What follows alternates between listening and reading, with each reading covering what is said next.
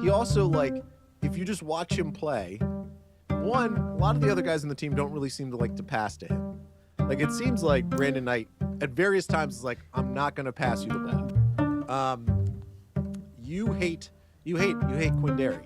Well, I didn't in the first game. So I don't care about winning summer league games, and so there's this unfortunate thing where like you basically just want to see the guys who are under contract. So the rookies, like you just like everyone clear out for camp. Can they just play the 5 draft picks all together for the whole game, please? Which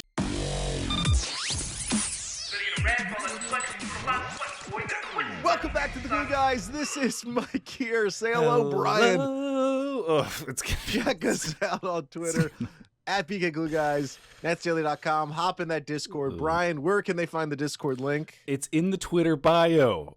There's a link in the bio. You click that. Yeah. Can you tell people what some people don't know what Discord is. Oh, it's a chat. It's a chat app and voice call and video app where we all hang out. Where the true brain trust of Glue Nation exist, online, and we all just have dumb fights about Nets basketball in chat form. So it's where I get all my ideas. If you want to steal them and spin them forward. If you basically want to take the best arguments you've ever had on Twitter and just fuel inject them with brain power, that's the Discord. Actually, no, it's a real community. It's very nice. Everyone gets along. We've had some real connections. People go up. They buy season tickets together now. It really warms my heart. What's been going on. That's a beautiful thing. It is a beautiful thing. It's a good community. So I actually, unironically, it really do join the Discord.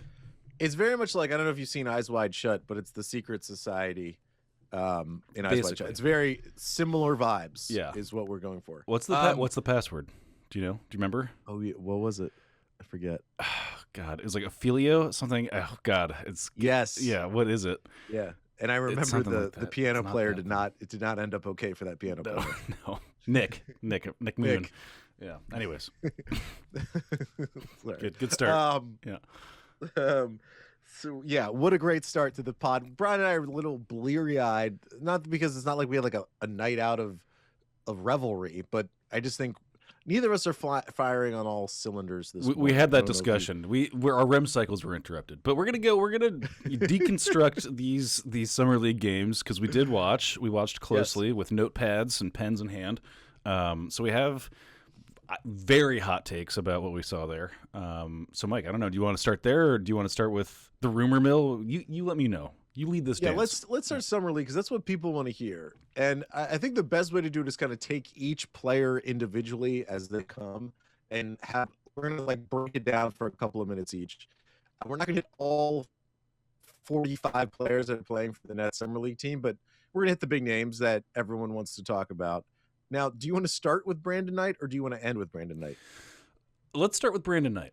Because he has been a focal point of this summer league in a both improbable and unexpected way. But it's really his team, like this summer league squad. His and Cam's team, and they are not teammates together for the most part. No. So I'm going to color my analysis this way: is that I don't know. I shouldn't feel bad for Brandon Knight, right? Like the guy, he has made a bunch of money. He's an NBA player. He's had a bunch of success, but injuries have sapped him of where he used to be in his career. Where, you and I joked about how like when we found out that Brandon Knight was on the summer league team, there was this very real reality, because it was reality 6 years ago, where if Brandon Knight was on the Brooklyn Nets, we would have felt like it was like the second coming of Dr. J. We would have had at least a dozen episodes just about that about that one thing. I'm pretty sure we discussed Brandon Knight many times as like maybe a Nets target. I'm sure. And like, would he come in conjunction with a bunch of Kentucky guys? And like, is that how the Nets do they go back to Calipari? Like, there's this whole moment when like the Calipari rumor mill. Wow, that was a journey. Yeah, remember that was like Calipari's going to make a comeback with the Nets. And I do remember. He's going to turn the Nets into Kentucky, the grad school version of Kentucky. So I will admit, so guys made a bunch of money. He's still getting an opportunity, but I do feel, I don't know if I feel bad. I guess I feel like I don't know, proud. I feel I feel an emotion towards him because he is at a point in his career where he probably shouldn't have to be in summer league to prove himself, but he is putting himself through summer league basketball, playing with a bunch of 19-year-olds to try to get a job. Yeah. But I will say it's an odd vibe out there with like, I don't know how old Mr. Knight is, the Brooklyn Knight, if you will. Sure. I don't know how old he is, but him being mixed with a bunch of these low end bench, early draft pick type dudes who are also trying to prove themselves in the league. The cohesion on the team is different. And I think Brandon Knight v. Cam Thomas is like the greatest example of different. They're both going for the exact same thing, and they're both at totally different ends of their career. I will say I've liked Brandon Knight's defense. I don't think he's going to be part of this team going forward. Have you seen Platoon yet? Is that a thing that you've gotten around to? No, you brought up. This is yet another every goddamn week. This is yet another Platoon example for war movies. And in this case, Brandon Knight is again he plays the Willem Dafoe character as like the Christ-like figure who's now humbled himself and he represents that part of the team. Him and Kaiser Gates and Kaiser Soze Gates, aka Kaiser Soze Gates. They lead the hippie, like, we just want to have a cohesive simpatico experience here and maybe clap for. Did you see the quote that he had? I want to clap for 82 games on the Nets bench for a championship team or something. That's what Brandon Knight. He didn't say I want to do that, but he was like, I'd be willing to clap for. Love that. Literally, yeah. So that's he's like our. That's the humbleness I need. That's the humbleness. The bench guys. He's the Christ figure. And then Cam Thomas on the other side, Tom Barrett, is just like, give me the ball. Brandon Knight, you're in my way. Your hippie bullshit is in my way. So I don't want to clap for anybody for 0 games because I'm putting this ball in this hole. Really a hippie? No, he he's shot not. the ball 12 times. He's not. In 26 minutes. But that's the other thing. Willem Dafoe was a killer, a nice cold killer, but he just had a Christ-like, behavior. You got to see Platoon, Mike. You got to get around to it. Anyways, but there is a war there with Cam. There's a secret war. It's a undercover. I mean, secret war. Marvel. If you bring that Secret Invasion coming out, I'm going to Disney Plus 2022. Shout out, sponsoring the show. The Marvel Universe. Yeah, they're very interested in our Glue Guys IP. Yeah. Good cross promo. But yeah, and the Cam Thomas experience has been an interesting one. Do you want to just parlay the Brandon Knight right into there? Yeah, because no one really cares about Brandon Knight, if we're going to be honest. Yeah. And Cam Thomas, so living on Nets Twitter is a dangerous place to live. And so I don't know if I should always be living down the path of Nets Twitter. But I will say, I feel like the Cam Thomas experience is this polarizing aspect of fandom where there's part of the fan base that is like, Cam Thomas is the next James Harden. He's a bucket getter, right? Like, I can see a role on how he plays now. He will produce next year. There's also this other end of the spectrum where it's like, he's a 19-year-old who takes Kobe-esque jab steps for 8 seconds, drives to the basket no matter what, only passes to get out of problematic situations, and he's like this all-consuming offensive force in a negative way because he doesn't play within a team structure. And there's no way he could ever play with Kevin Durant, Kyrie Irving, and James Harden because they if I just want to paint a picture for something, and I'm still illustrating the two poles of Cam Thomas, but if he ends up on the floor with the big three in some way, and he gets the ball passed to him, and he takes the 3 seconds it takes for him to diagnose the play, and then he does dribble to the right, crossover, step back, long two, while Kyrie, Kevin Durant, and James Harden are on the floor, they're going to look at him and say stuff to him that's going to be tough for a 19-year-old to take because they're going to be furious at him. Saying all that, the dude is super talented. It is obvious that with some molding, he's in the Jordan Clarkson, Jamal Crawford class. He is Lou Williams. He's a guy who, if he just sort of molds a little bit, and he's 19, so he's going to be in the NBA for 15 years scoring points on someone's bench. And that's he's as long as he doesn't have the delusion that he's more than that, if he can lock that in Sorry, not the delusion. Sorry. That's pretty. That's pretty. That was raw. The thing is, he's 19. He's 19, and they had his mom. I do want to see. They interviewed his mom on the broadcast. She seems so lovely, and like, you and I are getting to the age where it's like, are we gonna crush a 19-year-old? No, I'm not doing that here. I'm not. That's not crush. That's like we're offering a guy like a 15-year NBA career. I'm offering you a 15. I'm offering the easy way. This is the easy path, the path of least resistance. Know thyself, Mike. Always know thyself. If we another movie reference, if you go to Rounders, Matt Damon's character is always trying to do the big score while what's his name? Who's the guy who's he's also in Do the Right Thing. Everyone's. Did you watch Rounders? Is Rounders not in your world? I have. Sorry, I'm just dealing with some. Yeah, what's happening with your life right now? Yeah, it's just chaos, just pure chaos. Okay. Rounders, go on Rounders. Okay, John Turturro. I just and I'll edit. Everyone who's listening, I'm going to edit this in some way and make it sound good.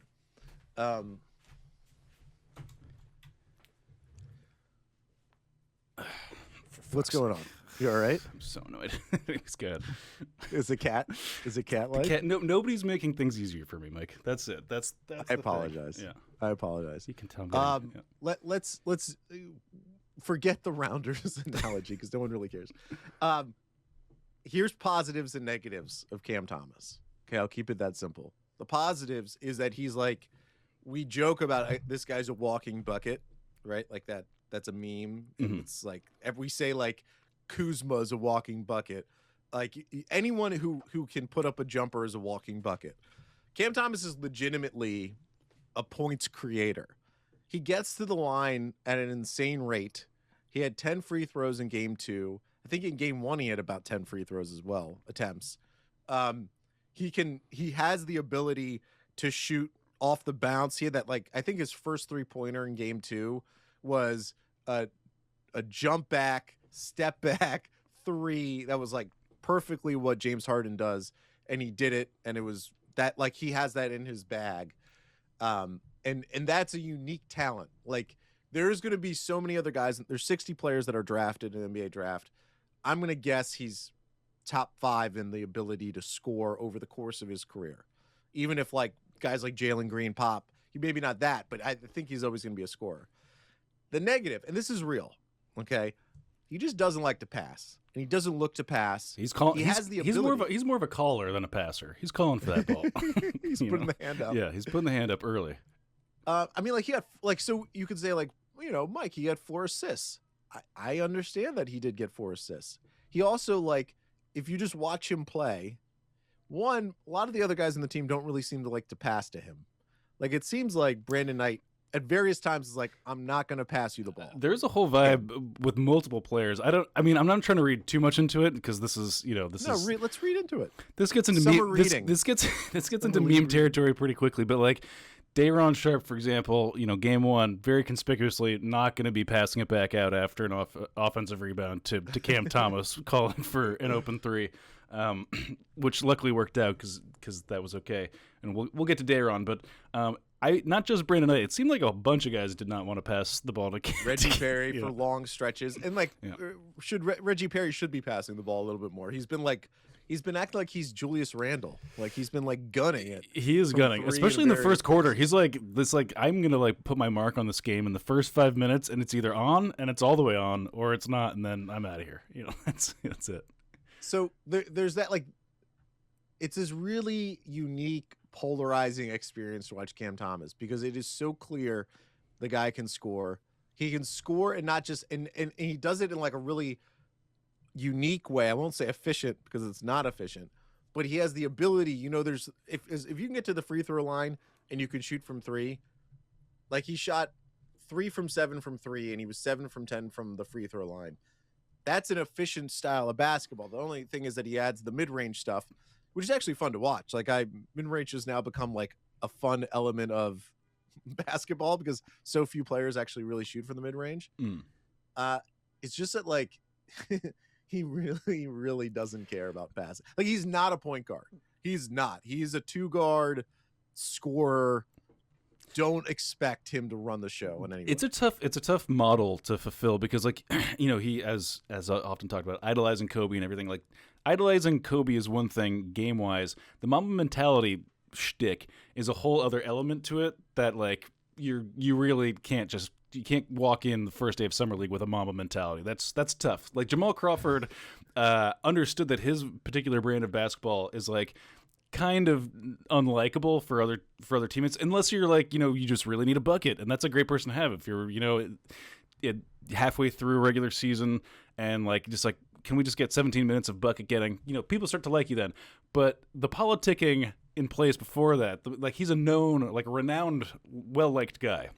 Jamal Crawford, one of the cherished teammates in recent NBA history. Yeah, and I don't know if Lou Williams has that, but he's got like meme status of like he's just doing his own thing, and strip club. Yeah, yeah, he's got two girlfriends. He broke quarantine to go to the strip club. He's just to like, get chicken wings. Yeah. Not even like that is fantastic. That's great. And just is a chill bro. That's the vibe I get. He's kind of a meme chill bro.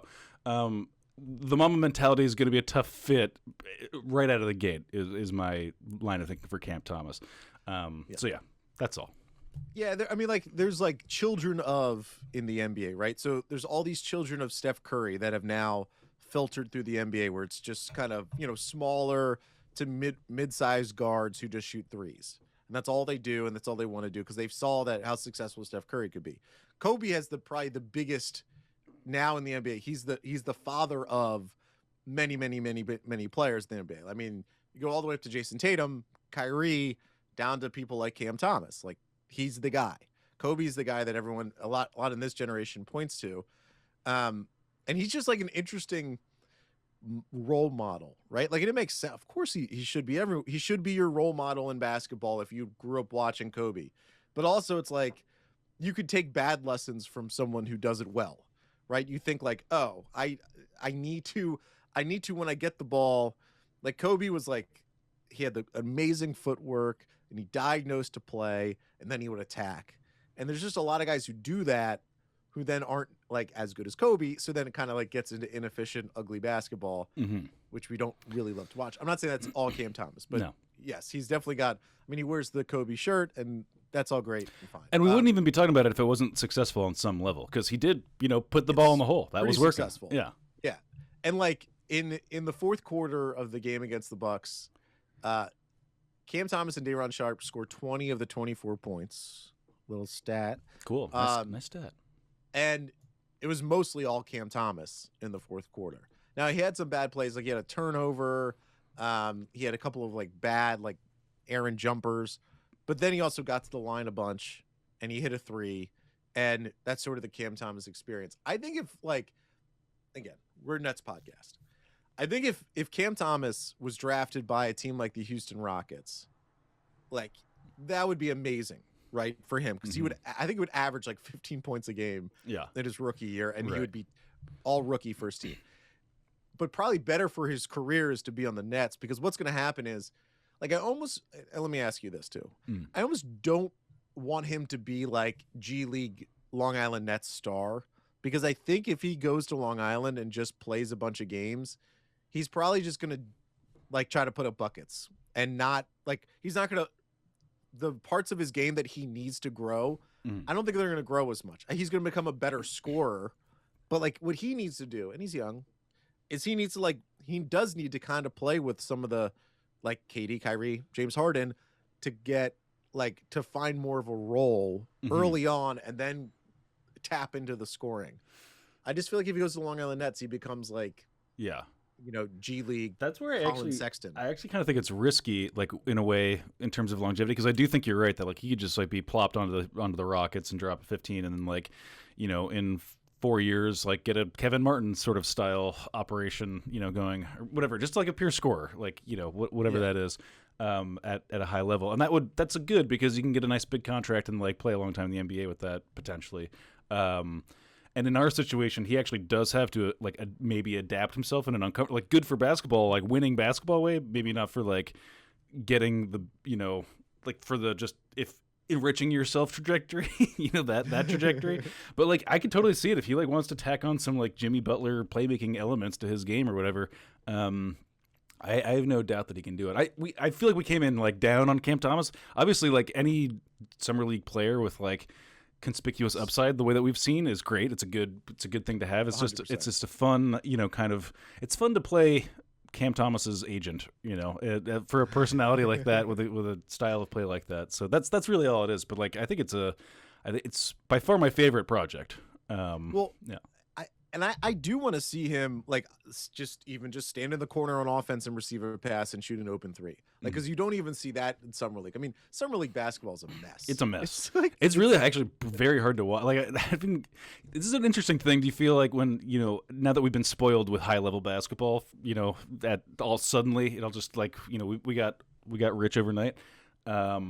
That like there's some downside to it, which is like we used to care a lot more about summer league. Like it was summer league was important because it didn't look all that different from what the Nets were. Right. There was a bunch of starters playing on your summer league team, so there's like a correlation between like high level normal team basketball and then also like getting some real jobbers on your summer league team. No disrespect to the summer league team and the jobbers on there. Love the jobbers, but some of these guys we'll never see them again, Mike.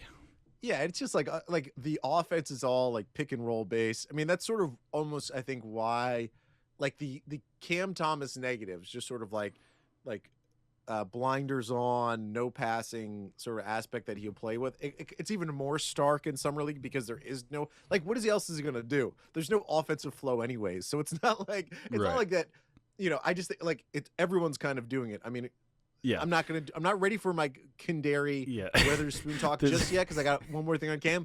But like that guy's doing it too. No, it's a great point that we're not having a Coach K designed like beautiful play coming out in summer league. It's not going to happen. Like so it is a perfect time for Cam Thomas to do whatever he's doing. Here's an extra thing that I actually think will be really beneficial for Cam Thomas over his career, is that I love his size. Yeah, because he looks big on TV. A lot of these microwave scorer bros like Lou Williams and Jamal Crawford are like skinny, shorter. They can never play defense because of their size, right? He's more of the Joe Johnson build. He's headed for a Joe Johnson body. Maybe he'll grow. I mean, he's pretty young. A Sean Kilpatrick, even you could say. How dare you compare anyone? Best case scenario, the greatest Irish basketball player of all time. Yeah, but. He's 6'4". He's definitely not tiny out there. He is big enough where later in his career, if he's great, he could be a 2 guard and be able to play a 2, and it wouldn't be like, we're lacking size because we have Cam Thomas at the 2. No, he looks strong. He's pretty big. And beefy. He's 19 years old. He's gonna grow and get bigger. I mean, okay, if I put a grade, I mean, we're recording this on Thursday morning. I think there's another Nets G League game today. So we're going to miss the third act of the Cam Thomas show. But if I had to put a grade on it, I would call it a B+. I mean, that's a very Cam or grade. The team itself? Cam. Yeah. Yeah. I mean, I think I would even elevate it to an A- potentially because he's like literally doing exactly what the like to a T. As advertised. Yeah. Yeah. I mean, he's fulfilling that role. So, I mean, like what are you going to blame a bunny for hopping? That's how it is. Is that a phrase that people use? I don't know. I thought so at first, and then I love it. Yeah, you're gonna blame a buddy for hopping. Yeah. No, again, that's perspective. There's a reason why he fell to the 27th pick, right? He's ultra talented, but yet plays a style of basketball that may not fit for everyone. Mm-hmm. So what I'm excited about is that he has this like fantastic foundation, and can the Nets mold him? You know who the Nets could really use? Kenny Atkinson. Wow. Yeah. It would be great. Kenny Atkinson would do wonders with a Cam Thomas. What's his gig right now? Where's Kenny? He just got hired as a new, I think in Portland. Yeah, I think that's right. I think he got hired in Portland as assistant to Billups. Yeah, but I mean, I'm excited to see where he goes. I'm excited because go back to his shot. I think he's a really good shooter, and because he puts himself in bad situations, his shooting percentages are lower than where they should be. I think if you can like nudge him a little bit, like, hey, don't try so hard. Like, just if you're open, if you get that open shot, just take it.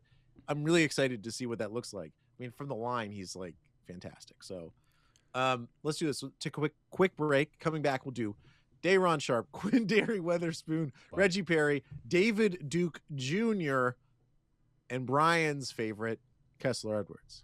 That's not true. And we're back, Brian. Ooh. Wow. So let's talk Dayron. Okay.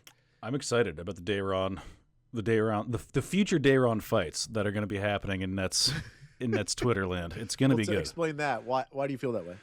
So there's going to be two. This always happens with players of this type. I mean, it's a very predictable thing, but there's going to be the five heads who they're deep, with their pocket protectors and their deep analytics are going to say Dayron Sharpe is not the interior defender that he needs to be. And then there's going to be the other side of that, which are, this is a feelings, is an intuition based group. They party hard, they play hard, they work hard, and they're going to say Dayron is out there with his lunch pail, picking up defensive rebounds, offensive rebounds. There's stats to show that he's productive on the court, and they're just going to they're going to battle. They're going to fight it out like every night if he ever gets real playing time, because that's just how those types of players are. I am going to be in the camp of really appreciating and loving Dayron Sharpe. Great.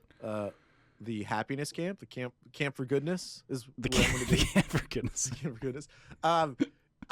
So there was an amazing stretch at the beginning of the fourth quarter, that Bucks Nets game, where Dayron scored 6 straight points for the Nets, and there was one possession where he got an offensive rebound, passed it to a guy right next to him, on the open near the basket. They blew the layup. Dayron got it again, getting the rebound over 3 Bucks players, and then he put it back up for a bucket himself. And I was like, that is 2 offensive rebounds within that, a pass to another teammate, over 3 Bucks. That is the experience that I want to see and hear. Everyone keeps talking about Dayron Sharpe's the best rebounder coming out of the college, and I was like, okay, let's see it. That was it. It was wow, that was startling. What do you think about his size? Do you think it wasn't that overwhelming? He gets a little bit lost in there for me, and also because he's, I wasn't expecting his hair is different from what I expected, and I'm always just kind of looking for him. I get him mixed up with a couple other guys, but he's not as big as advertised, is sort of my experience. Yeah, so he lost a whole bunch of weight, and I'm pro big, right? We're pro body positive. Everyone knows this. Yeah. I still think it's good. The thing I do like about his size is that I feel like he is a true center.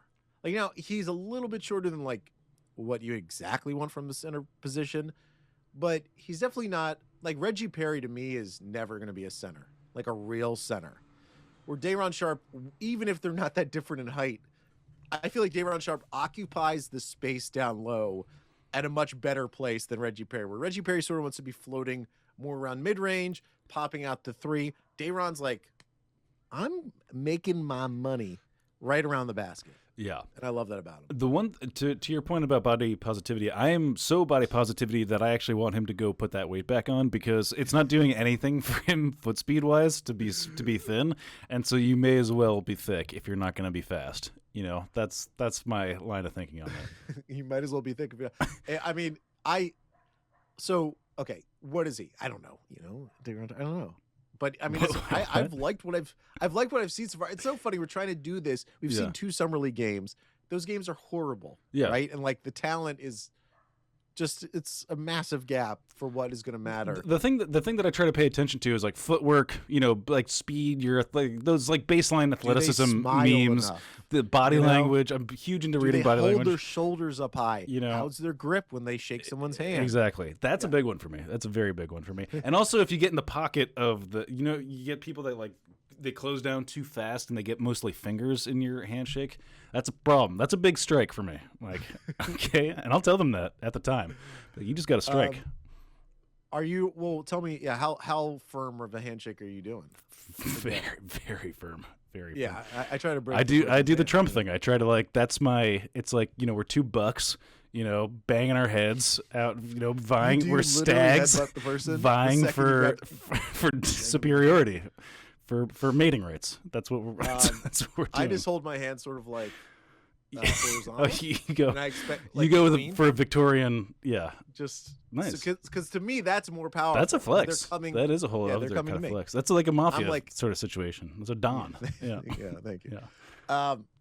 I do like Day. So the fun Cam Thomas, let's say B plus so far in my weird grading system. Dayron Sharpe's a B, and I think he's shown, he's shown the things that they said he would do. He rebounds, he hustles. I love his emotion.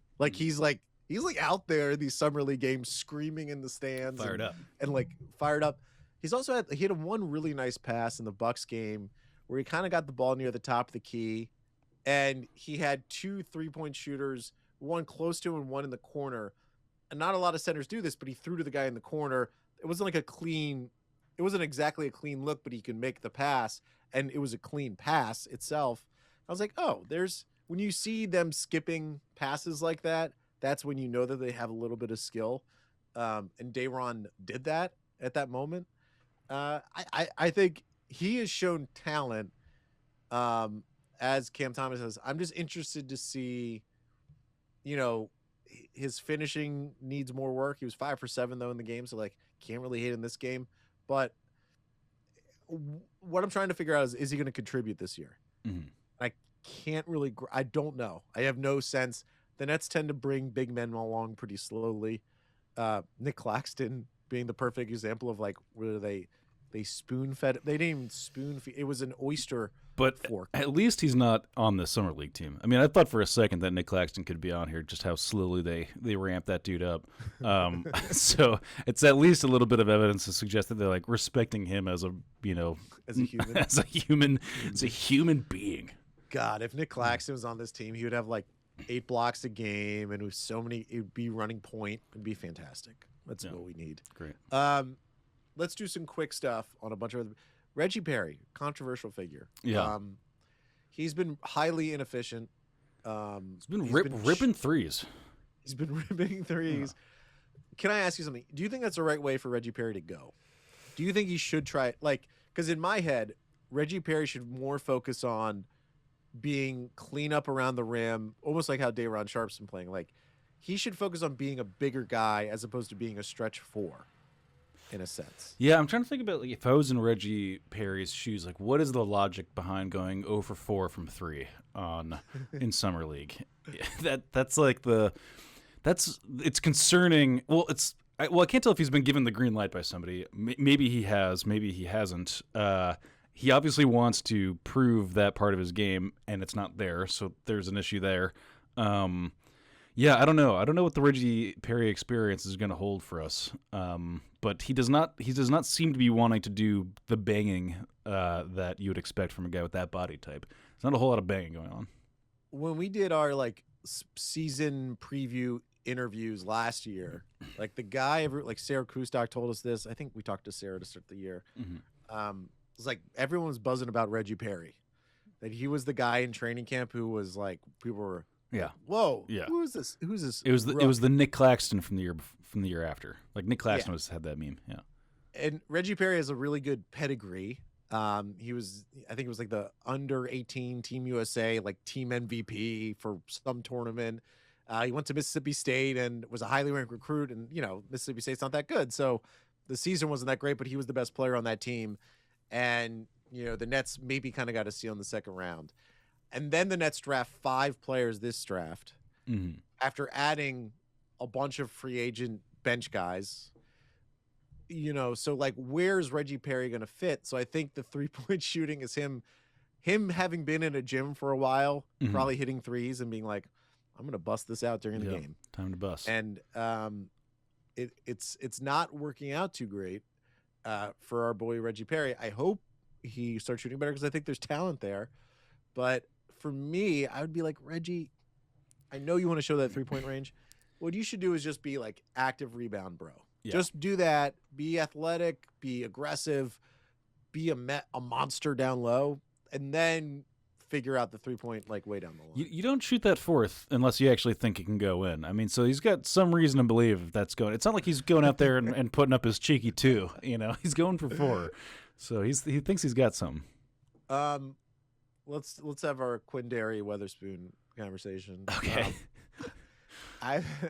So of all the guys who are getting a lot of the most of the run on this summer league team, I think Mr. Weatherspoon is probably the one we're least emotionally invested in. There's all the rookies, maybe Kaiser Gates is like another person who, how do we have any idea of who Kaiser Gates is? But Mr. Weatherspoon is controlling the ball a lot. He's surrounded by Cam Thomas, who we want to see play. David Duke, who everyone really hasn't been enjoying the David Duke experience. You hate Quindary. Well, I didn't in the first game. So I don't care about winning summer league games, and so there's this unfortunate thing where like you basically just want to see the guys who are under contract. So the rookies, like you just like everyone clear out for Cam. Cam. Can they just play the 5 draft picks all together for the whole game, please? Which sucks and it's selfish, but that's that's what we want. That's and we're fans. We're selfish. Raekwon hasn't even played yet. I don't even know where he is. Is he there? What's happened? He's the one I was most excited to see. He hasn't played back either as Mr. Zagorowski. That's right. I'm kind of interested to see why they drafted Marcus Zagorowski, because that seemed to be the most outlandish pick of the 5. And also, like, we got 16 minutes of Kessler Edwards. He didn't play the first game. That's not enough Kessler Edwards even for me. Okay, if I'm being frank with you, Mike. Yeah, I mean, I'll be honest. In our pre-show meeting, Brian was cursing. Yeah. Jordan Ott. Afangul. Jordan Ott's name, because Kessler Edwards was barely getting any minutes out there. And I have no opinion. I mean, he actually played, 17 minutes, I guess, is not like an insignificant amount. And he had no impact on the game, which I'm a little worried about. So anyways, back to Quindary. I don't mind Quindary. It's just you hate him. He falls into the category. Just tell people what you feel. Mike, he's on the side of Brandon Knight. He's on Brandon Knight's team of guys who are just taking up a lot of reps and they're not keeping Raekwon Gray on the bench, but they're not helping his case, Mike. Let me tell you that right now. So anyways, but Quindary's been fine, and he's obviously like there's some problems there. We talked about his 8 turnovers, his turnover situation, but like we're not going to see him again, so it doesn't matter. It's like I hate to say it, but we're not going to see these guys again. I don't know. It feels like this is the larger summer league thought experiment, right? It's like it seems strange to put Mr. Weatherspoon on this team, because like what should be the mission going into the summer league? One, it's like, hey, let's look at David Duke, Alize Johnson, Reggie Perry, our draft picks. Let's figure out all those guys, whether they're gonna have a role in this team. And Quindary, it's like he's like in this middle ground of he's not a young draft pick that they have on the team, and he's not Brandon Knight, where like Brandon Knight has all this history and this potential to be good. Weatherspoon's like sort of in the middle, and it's like, is he like, if he's not going to play for the Nets, the Brooklyn Nets, why is he playing it all in the summer league? And he's playing a lot. Like, I don't know what his usage is because I don't have those stats in front of me, but I feel like he has like the highest or second highest usage on this team. The first game, it was pretty aggressive. He only played 21 minutes the second game, but his usage rate is still, I agree, I haven't seen it, but I'm sure it's high. I mean, you don't get 8 turnovers at a high usage rate. He is active and athletic, and there's nothing wrong with him. And if we had him under contract, I'd be more interested in what he was doing. But we're just not going to put him on the roster. So I hate to be. This is me. I feel cruel. That's what's happening. Should we be happy? People love David Duke Jr. and it's the handling of the name. That's you were about to launch into that. What a beautiful. So if you don't know, I mean, I don't really know how to get into this. If you don't know who David Duke is, a famed KKK member. Yeah, he's like the guy. He's like the head of the KKK. Right. He was played by Topher Grace in that movie about the KKK. Black Klansman. Yeah, that's the one. Yeah. And so they asked him, our David Duke, the good David Duke, how do you feel, hey, this guy has this name, he's a horrible person. You aren't a horrible person. How do you feel about having the name? He said, if anyone should change their name, it's that guy, because he sucks, is basically what he said. He sucks, and I'm good, and I want to try to bring something good to the name David Duke, which I'm like, well, that is a fantastic perspective. Got to take it back. Got to take the name back. I will say, though, the timing of naming the kid David Duke, it's just one of those things where you gotta do your due diligence. Well, but what are you gonna I will defend Mama Duke, because like it's almost like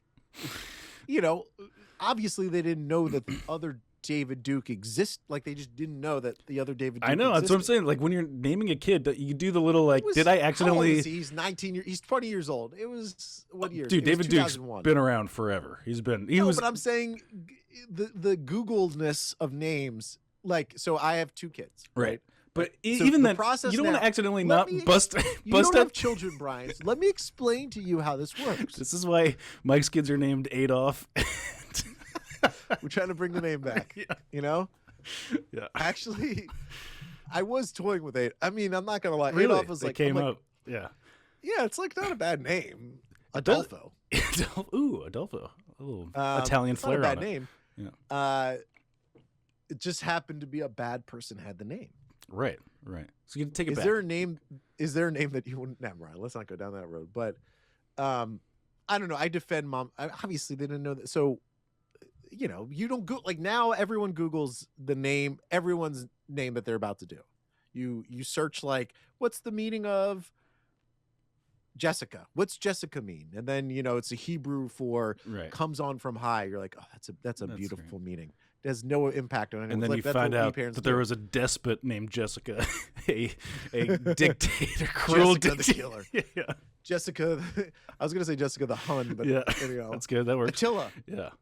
Bring Attila back. Attila's a cool name. That is a good name. Yeah, It's a big name.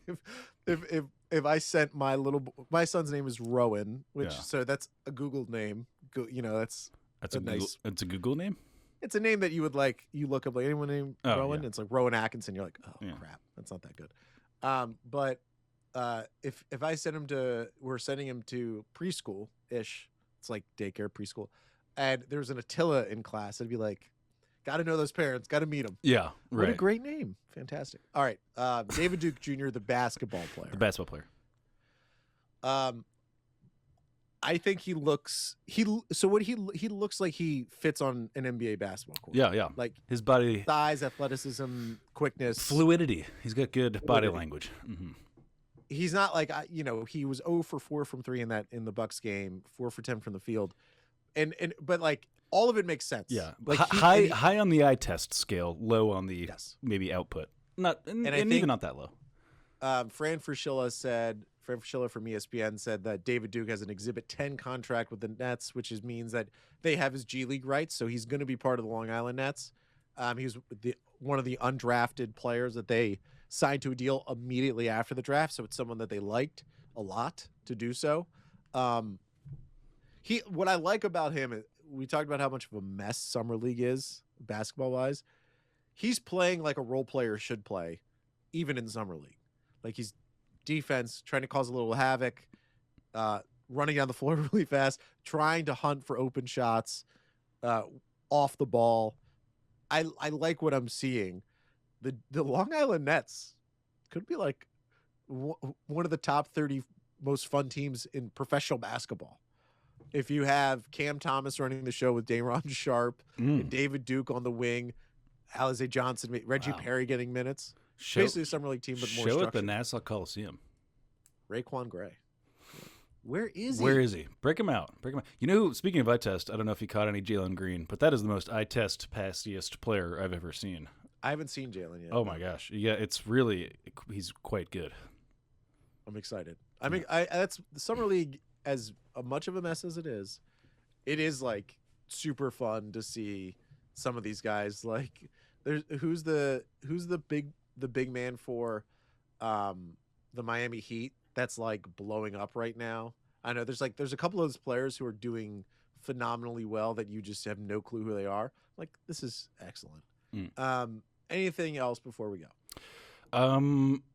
That's it for me. Did you want to talk about? Is there any rumors on the mill? Like there's some JJ Redick stuff you were talking about?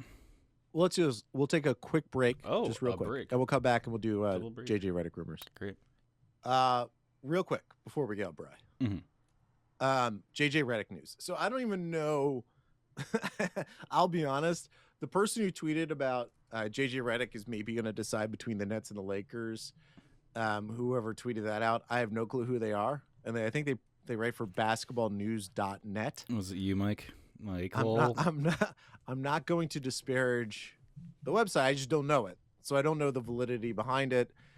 but it's one of these things that like we should all grapple with. I mean, this is an open space, and unlikely information comes from unlikely places sometimes. Well, you just never know where it's going to come from. Okay. Interesting. So there was a report a couple of days ago that JJ Redick may possibly join the Nets or the Lakers or maybe another team in the bidding. We have joked about many, many times that how how it would be an indictment on JJ Redick if he was not a Brooklyn Net. Because he lives in Brooklyn and he wants to live on the East Coast. He's talked about that many, many times. Like he wants to play on the East Coast again, all that stuff. Let me ask you this though. Do the Nets need JJ Redick, Brian? No, I don't think they do. I don't think they do right now. Ooh, but later. But maybe later. So that's sort of my theory. Is it like, okay, this is how this has to work. I mean, I think if JJ Redick gets offered a job at one of the competing teams in the NBA, even if it's the Knicks, like I would say if it's like not knowing JJ Redick, but knowing the way he's talked, if it's Nets, Knicks, 76ers, and then maybe the 2 LA teams, if he wants to go back there, if he got offered a job today, he would take it, right? But if he doesn't, I do love the thought of like JJ Redick being the mid-season free agent. I'm not quite coming out of retirement because they didn't retire, but coming out of retirement guy. And why the Nets would maybe want that is, hey, let's say there's an injury or they do, apologize to everyone, make the Joe Harris trade. They're like, you know what? We can trade Joe Harris for player X who is going to help us out in this different way. And we can replace some of Joe with a combination of JJ Redick and Javon Carter and any other shooters, Patty Mills, obviously being a prime candidate for shooter wing guy. I could see that happening. Right now, though, look at what the Nets did in free agency. Beyond Patty Mills, they got Bembry, who is a defender. Javon Carter was a trade defender. James Johnson, defender. They got a bunch of wing defender guys. I love Bembry, by the way. I think we never talked about Bembry. Low end signing. So I don't know if they really desire to have like another. They're a pretty loaded roster right now. I wouldn't hate it if JJ Redick was on the team, but I don't think it makes sense for him to have him on the team. No, I agree. Put it to bed. Put it to bed. Last thing. We didn't even talk about this, and this is a small thing. Kevin Durant signed his extension. Everyone's already talked about it. I mean, I will just say that it is incredible. Yeah, five more years of Kevin Durant. Yeah, and even if so this happens a lot in the NBA where a guy will just grab an extension, and even if he wants to get out, he'll force a trade out, and that happens. And maybe that's going to happen with Kevin Durant, but a lot of also superstars like Kevin Durant haven't done that recently. They've actually taken the 1-on-1s and all that stuff so that they can choose in free agency where they want to go. Right. And not be beholden to a trade. So at the very least, the Nets have Kevin Durant or the ability to control Kevin Durant's where he plays basketball for the next, 5 years or whatever it is. 5 years. And hopefully he plays in the Nets for all 5 years and wins 6 championships within 5 years somehow. That'd be amazing. I am interested to see how long it takes Harden and Kyrie to sign theirs. Okay, tough question. Let's say Harden signs his, right? And he has like a massive extension. Would it surprise you that Kyrie doesn't sign an extension? I mean, he seems to be the one that would be the holdout. He's always, for obvious meme alert, he's got the most question marks about his, future interest in basketball. He's got a lot of other interests, to put it lightly. So that's a dude that's unpredictable. I do think I would be very surprised if Harden didn't sign that extension. I'd honestly be surprised if either of them didn't sign their extensions. I just think it's hard to finesse a super team on any level, and to have one season where it mostly went all the way good and you're on the right. I just feel like the Nets are a really particularly good situation for guys like that, not just because it's New York, but just because it's so low pressure plus high platform. The platform is big, the pressure is low. It's a really sweet spot for people like that. Yeah, I mean, during the playoffs when the Knicks, had their fantastic playoff run, where they played 5 games. That was a great game. That one game that they won. Yeah, the one game. And I mean, there's so many celebrities there. Yeah, it's amazing. What an amazing environment. Everyone's flipping out. Oh, the Knicks own New York. Mm-hmm. Okay, that we've talked about this many times.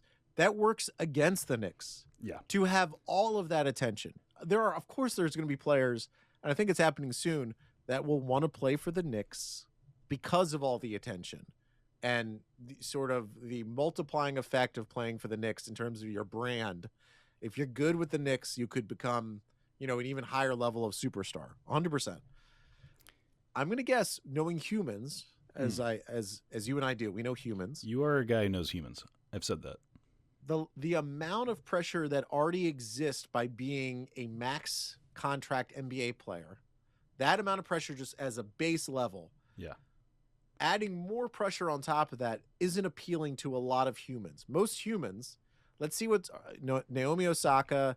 I know Simone Biles became more of less about pressure and more about an actual thing that happens to gymnasts where they get the yips in a way.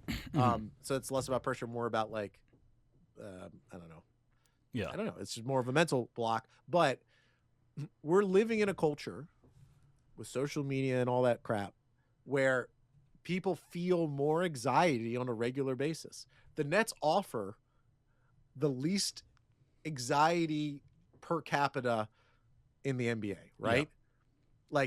You can become, like you said, you can go to Brooklyn, have all the great access to that New York City offers without having the glaring spotlight that is the Knicks.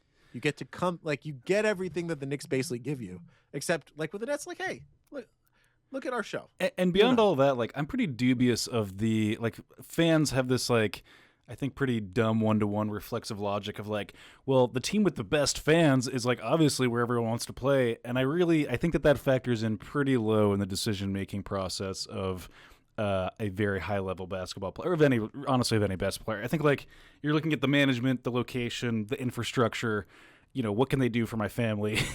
Big life decision things are not made. So I'm well, they've got some crazy fan. They paint have you seen the fans? They get drunk and they paint their faces. It's great. I gotta go see that up close and personal for myself. I gotta see that every night for 5 years. I don't think so. I think that's a little bit of a fan narcissism thing that we do for ourselves. And for that reason, the Knicks haven't been able to acquire all those fancy free agents, because I think that they've been leaning on we've got this great fan culture, and it's but everything else is a complete dumpster fire. But those fans are kick ass. The sort of the lack of fervor with surrounding the Nets fan base is an asset in my way. I agree. I mean, not to zag all the way on what you're saying. Yeah. It's an asset. It's Nets fans, people listening to the show, aren't psychos. I mean, there's some crazy Nets fans. There's more. It's increasing. You can tell as the team gets better, you're funneling for more psychos. That's an interesting thing that's happening. And I support psychosis. As a fan, I get it, but I also think that the lack of sort of pressure and all that insanity around it is a positive, and that's why people want to come. I mean, Durant even said it himself.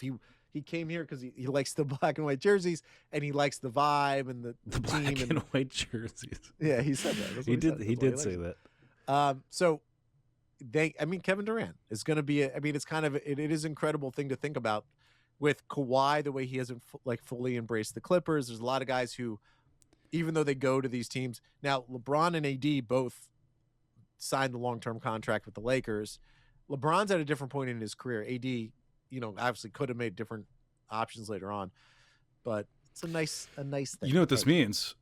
I think this probably means Durant's going up in our rafters after if he goes the distance, win a chip, just the one chip. A lot has to happen. A lot has to happen, but you think he's going the jersey's going to Golden State? You think it's going to Oklahoma where they've been burning his jersey for a decade? I think Golden State has already said that they're going to put up Durant.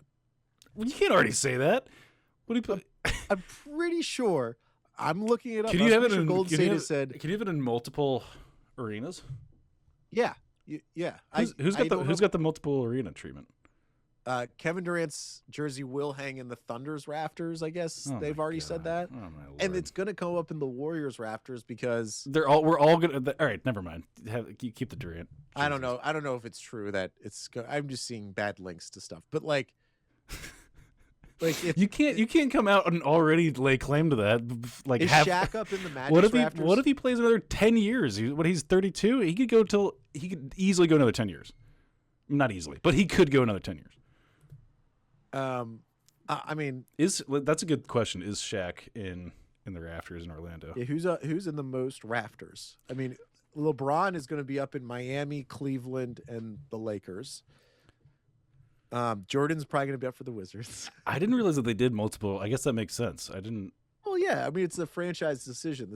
There isn't a collective body. We need to like the NBA. We need to formalize this thing. We need to shore this up because it's going to get out of hand. It's going to get way out of hand. It's going to get crazy. I mean, the amount of like dedication videos to guys who've played for like 6 months. That is a pretty good. That's a good meme. The Torian Prince like music video. That's so good. And it's just clank jumpers. Yeah. It's like, how low can we go? I mean, Chris Chiozza is going to get one when he comes back with the Warriors. He signed with the Warriors. Congrats to Big Cheese. But, I mean, didn't he come on the show? Everyone who comes on the show prospers. That's true. Dinwiddie. Except for us. That's the only people. That's the only people. Dinwiddie got paid. Brooke Lopez just got paid. He's been on the show.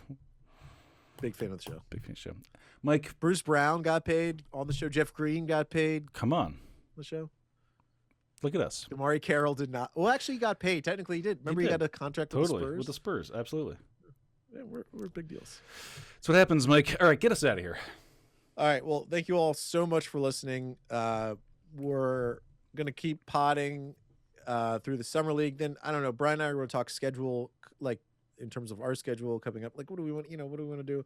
There's going to be a deadish period, but we can figure out that's where all the dumbest memes come out. There's going to be the cocktail episode in there somewhere, I'm so excited for the cocktail episode. That kind of stuff. There's a 48-hour straight podcast coming up. Something like the 72-hour maybe? I don't know. I can't. Yeah. We'll figure it out.